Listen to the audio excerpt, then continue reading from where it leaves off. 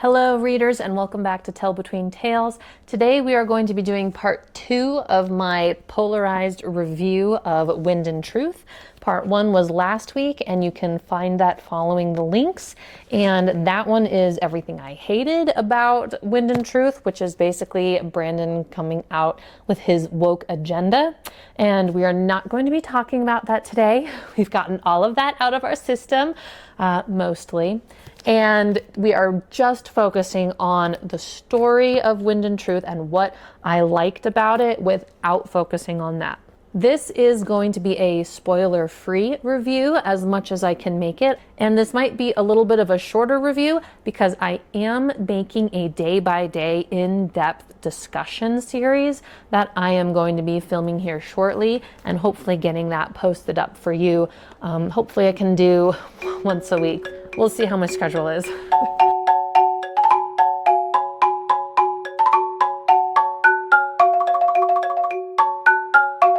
So without further ado, let's get into Book 5 of Stormlight Archive, Wind and Truth. Did this book deliver on the anticipation and the hype and everything that was expected of it? So to sum up what I loved about Wind and Truth in one word would be story. I love this story so much. The Stormlight Archives just skyrocketed to the top of my list of all-time favorite books and series as soon as I picked it up. The characters that he has created, the story that he has created, the themes that he goes through, the anguish and pain and the trials and the journey that his characters are on, and this idea of the war-torn world and these two people being constantly at war and becoming better people, and the idea of journey before destination, life before death, strength before weakness, these universal ideals that launches and helps people become a better person and reach their full potential is just a phenomenal story. Now, I have listened to several other reviews before I made this, and I feel like there's a lot of criticisms. We're going to talk about some of them today, and I also think I disagree with a lot of the criticisms of this book. Maybe I'm a little bit nicer a reviewer. So while I do agree, it definitely gets a little bit long-winded. I mean, it's over 1,300 pages, and there's some things that feel slow and some things that are like, why are we still talking about this? Or why haven't we moved on yet? I'm like, okay, I'm ready to get going. There's definitely some things that drag a little bit. However, it wasn't so much that I felt pained reading it, and it still went by pretty quickly. So I like the way that this story is set up. So this story takes place immediately after Rhythm of War ends, and we have 10 days until the final contest between Dalinar and Odium, and we follow that day by day, and we get day 1, day 2, we get everything that happens within this 10-day period. And I thought that added a sense of urgency to the story, and that like we have to, on both sides of the spectrum, either we have to hurry up or we have this much time left. How are we going to make it that long? And so we had the deadline playing both sides of that story. So another criticism that I have heard is that some people don't really like the way that Sanderson wrapped everything up at the end of this book. And I kind of, when I'm listening to them, am thinking, you do know that there's 5 more books coming, right? This isn't the end of the whole story. This is just the end of the first arc. And I personally felt like the major resolutions and all the major themes, the way that he wrapped those up and where our characters were and where our characters ended up at the end of the book was very satisfying. And it was a good spot to leave them off while also knowing that there is going to be more. We have more coming. There are a couple things that I did not like about the ending, and I will talk about that in my spoiler review. So if you're watching this right after it's posted, that won't be up yet. But hopefully within a month or two, all of those will be up and you can jump to the day that you're interested in. So some of the other criticisms that I have heard about this book is that some people actually didn't like Kaladin's storyline. And I was really kind of blown away by this because Kaladin's storyline is one of my favorites in this book. And they're like, oh, well, Kaladin is the best fighter in like the world practically. And why is he off on this side mission not fighting? He just needs to get over it and go and fight. And I'm like, didn't you read the last book? Don't you remember what happened? And maybe they don't remember what happened in the last book. It's like Kaladin it's not just that he doesn't want to fight or, oh, I have trauma and I can't fight. It is Kaladin was so deeply traumatized that he was freezing on the battlefield and he was causing casualties and other people to die because he couldn't fight. His stress and his trauma was so bad that he literally could not fight on the battlefield. He would freeze again and again and again. And that is why he was relieved of duty. And that is why he is going on this different mission. He is not going to be fighting in the final battle. He has a different role. And I think that his story and his path to healing, how he's overcome the darkness and the depression within himself, and how he can now reach out and help others is a very beautifully written story, and I loved his storyline. This book is very action-packed and it goes very quickly, even though this is a huge monstrosity of a book. It goes very, very quickly because there's so much going on and there's so much action. And sometimes I've heard people get a little bit lost because there is so much and it switches viewpoints so quickly, especially later on in the book. I mean, most of the books that I read, you get like a whole chapter at least from a single perspective. Not so in this book.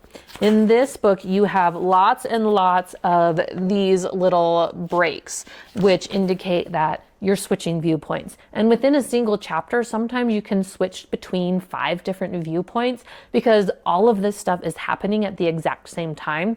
And instead of telling one continuous story of that one same character and then switching and going kind of backwards in time and catching you up on what's going on with this person and then doing it again. We have so many different viewpoints that Sanderson has chosen to basically tell you everything that's going on all at the same time. And I can definitely see how that would be a little bit jarring, how that could be a little bit confusing, but it's almost because you get little snippets and it switches so many times, it's almost a little bit easier to follow in that regard because you just keep moving on and circling back around to these characters so quickly. Also, the flashbacks in this book are my favorite flashbacks of the entire series. Now, of course, I really enjoyed learning more about Kaladin, Shallan, and Dalinar. I really hated the flashbacks in Rhythm of War. I thought they were kind of useless. But the flashbacks in this, the flashbacks are from Seth's point of view. And because we know what Seth has done in the last 4 books, and we kind of know where he is now in his journey, I feel like his flashbacks really hit us a lot harder as we learn about his childhood and his youth, and we know how his story's going to end because we know he ends up being kicked out of Shinovar, declared truthless, and has to follow the Oath Stone and gets, sent out into the world and all of the things that he's done after that. And so it makes the reading of his early childhood and everything that happened from then all the way up until he was kicked out, I felt like the emotional impact was so much greater than the other flashbacks of the other stories. Also with his flashbacks, they do another thing in that they really delve deep into Shinovar, and it helps us understand the society and the culture of Shinovar, that country, and how they work and function as a group and as a people, which is something that we really didn't get before. We didn't really know much about them, and this one remedies that for us. Another thing that I thought Sanderson did a really good job with in this book was playing into and also circumventing expectations. I think there's a lot of fan theories out there that did come true and a lot of fan theories that didn't come true, but they're not necessarily done in a way that maybe was expected or anticipated, which made the revelations in the book just kind of hit so much harder. And I also really enjoyed following all of the characters, with the exception of one specific set of characters, but we're not talking about them right now. You can watch my other video about why that was the wrong choice. I thought that Shallan's journey was handled a lot better this time versus in the last book, where she just made an immense amount of progress in a very short time. But I did think that Shallan's arc and her development and the way that her character went, it was handled much more organically. Kaladin and Seth's storyline is one of my absolute favorite storylines in the book. And I think that they have a lot of great discussions, and there's a lot of wisdom and in those chapters, and some of the most beautifully written scenes are in those chapters.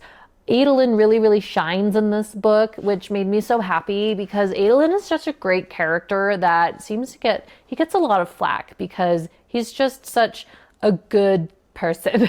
But he is such a great character. He really gets to shine in this book. You get a lot more of Adolin in this book, and I enjoyed pretty much every moment that I had with him. Dalinar's plotline was also handled pretty well. There was a part of me that kind of feels like, oh, well, we kind of already did this and now we're doing this again. But it is very important for the revealing of information. And so I gave this book what I consider a generous 4 out of 5. Generous because I am so polarized in my viewpoints of this book. And when I gave it my rating, I really just tried to focus on the narrative and the story and how it honors the previous 4 books versus the direction of the messaging and the ideology that Sanderson has decided that he is now going to be inserting into his books.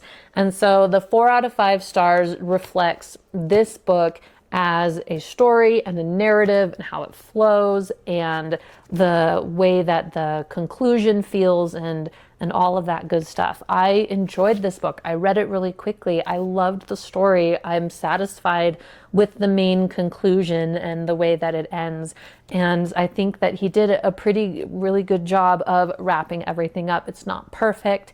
Of course, it might be a little long-winded. It's got a couple issues here and there. As far as language, I'm giving it a surprisingly lower score of 7 out of 10, which I believe is the lowest that I've ever rated a Sanderson book. And the reason why is because with Lif's character, he has her swearing a whole lot more in this book, which I just didn't care for. Sanderson's not known for adding swearing into his books, although he has declared that he's now going in a different direction, so maybe he will be adding that a lot more in his books too, which is just really sad as well. And it felt a little bit awkward even reading from Lif's perspective and then reading all those swear words. There's even a conversation that Lif has with Wit where he says, "You've been talking to Zahel, haven't you? Because those words that you're using are not native to Roshar. Those are off-world words."